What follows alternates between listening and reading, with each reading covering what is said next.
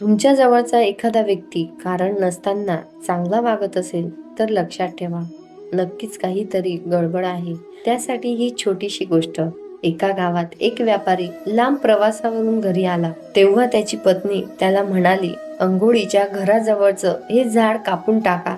मी अंघोळ करताना त्यावर बसलेले पक्षी मला पाहतात, त्याने मला लाज वाटते.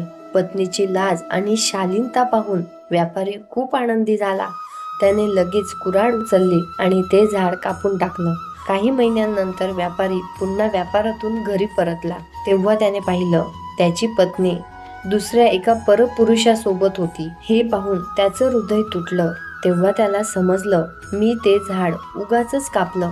ते झाड मला एक धडा शिकवत होतं. जो माणूस गरजेपेक्षा जास्त साधा, सरळ आणि भोळा असल्याचं दाखवतो तो अनेकदा खोटा निघतो. दुःखी मनाने व्यापारी दुसऱ्या देशात निघून गेला. तिथे तो एका श्रीमंत शेठकडे काम करू लागला. एक दिवस शेठच्या घरात खूप मोठी चोरी झाली.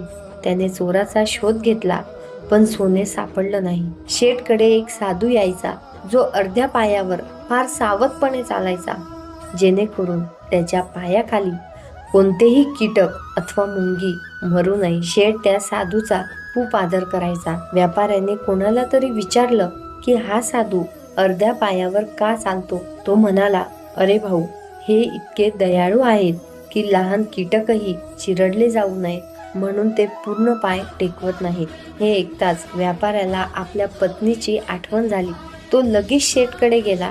मालक, माफी मागतो, पण तुमचं सोनं त्याच साधूने चोरलं आहे. शेठ रागाने म्हणाला, काय बरडतोस? ते तर फार भले माणूस आहेत.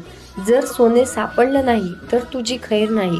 व्यापारी म्हणाला, मालक, मला पूर्ण विश्वास आहे. शेठने शिपायांना पाठवलं तर साधूच्या झोपडीत सगळं सोनं सापडलं. आश्चर्यचकित होऊन शेठने विचारलं, तुला हे कसं कळलं?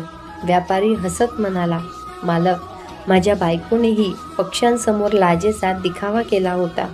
त्या झाडाने मला शिकवलं होतं, जे लोक आपल्या चांगुलपणाचं फार प्रदर्शन करतात ते अनेकदा खोटे असतात. या साधूला अर्ध्या पायावर चालताना पाहताच मला समजलं, हे नाटक आहे, सत्य नाही. जीवनाची शिकवण अशी आहे की खरा चांगुलपणा दिखाव्यात नसतो, तो कर्मातील प्रामाणिकपणात असतो. जे बाहेरून फार सज्जन दिसतात पण आतून स्वार्थी असतात ते पाखंडी असतात. खरी भलाई शांत असते, सरळ असते, विनम्र असते, कसलाही गोंगाट न करता, कसलंही नाटक न करता. विचार आवडल्यास व्हिडिओ लाईक करा, शेअर करा.